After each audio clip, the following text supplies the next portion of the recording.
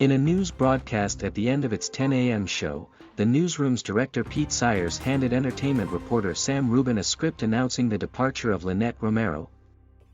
Station management had been in negotiations with Romero over the past several weeks. Romero no longer wanted to work weekends and had asked management to allow her to work a weekday anchor shift so she could spend more time with her family, but she was told there were no openings, according to station sources who asked to remain anonymous. Sources say she reportedly has been hired at KNBC-TV, LA's NBC affiliate, as one of its weekday morning show anchors. With KTLA's weekend morning show among the most popular local weekend programs on TV, Romero's departure sent shockwaves among the show's loyal audience. An outpouring of praise for Romero spread online, celebrating her storied career at KTLA that included winning 6 local Emmy Awards, with one of them recognizing her reporting on Latinos in LA, but her departure also drew intense criticism of the station.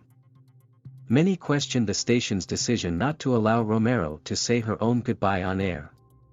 KTLA had already lost favor with some viewers when news anchor Dana Devon left the morning program for a different show. Romero's departure was the tipping point for some viewers. "Dana and Lynette gone now?" commented one user on Twitter. "No need for me to watch anymore." Sometime after the September 14 announcement, newsroom and station managers at KTLA offered to send a camera to Romero's house to record her goodbye, which would have been aired on a later day. Romero rejected the proposal. Several station sources said her future employer KNBC had discouraged her from doing so. Romero kept a low profile on social media since her KTLA exit, but she addressed fans September 14, "I will always be grateful for the love and affection LA viewers have given me," she tweeted. "Stay tuned my friends, I'll be right back." Producers had spent the last several days gathering a montage of Romero's work and a script for fellow weekend morning show anchor Mark Mester to read during a farewell segment. Mester, who had alerted his followers on social media that he was planning to address Romero's departure on that morning's show, had other plans. He hired a plane with a banner to fly over the station with the message, "We love you, Lyneette." Mester had pitched producers to include footage of the plane in the segment but was rejected. At the top of the 8 a.m. show, Mester ignored the script and launched into an emotional speech, criticizing the station's handling of Romero's exit and apologizing to viewers on behalf of the station. "What viewers experienced was rude, it was cruel, it was inappropriate, and we are so sorry," Mester said of the September 14 announcement. Mester also flashed a photo of the station's general manager, Janene Drafs, and mentioned her role in Romero's departure. Neither action was approved by producers. He then apologized to Romero, whom he called his best friend.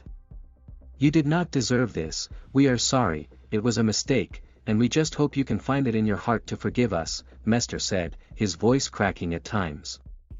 With 3 colleagues alongside him, Mester's monologue lasted more than 4 minutes. Immediately after the show, as Mester stepped off set, station management called him into their office for a meeting, which he refused. An assistant news director was forced to break the news of his suspension over voicemail. At one point, several staffers recalled Mester telling one of the news directors to shut up and refusing to leave the building after being asked to do so. During the exchange with management, Mester allegedly yelled obscenities that could be heard by other staffers in the newsroom. Concerned about Mester's temper and what was described as his disrespectful behavior to women and had complained to management, industry trade publication Deadline reported Mester's suspension. Although KTLA and its Nexstar Media Group ownership refused to comment on the suspension, media outlets and the KTLA audience immediately began to draw the line between Romero's abrupt exit, Mester's impassioned speech and his suspension. The suspension spurred further vitriol toward the station and praise for Mester, whom viewers saw as advocating for Romero. However, in the newsroom, many staffers began to call for Mester's firing, saying that he had betrayed their trust. One day earlier, on September 21, newsroom staffers saw Mester meeting with management. The next day, around 1 p.m., the station's general manager, Drafs, called station employees together for a meeting where she announced Mester's firing. "Mester is no longer at KTLA 5, she said. Employees were given instructions to not speak with the media. Mester has not responded to requests for comment and has remained silent on social media since his termination.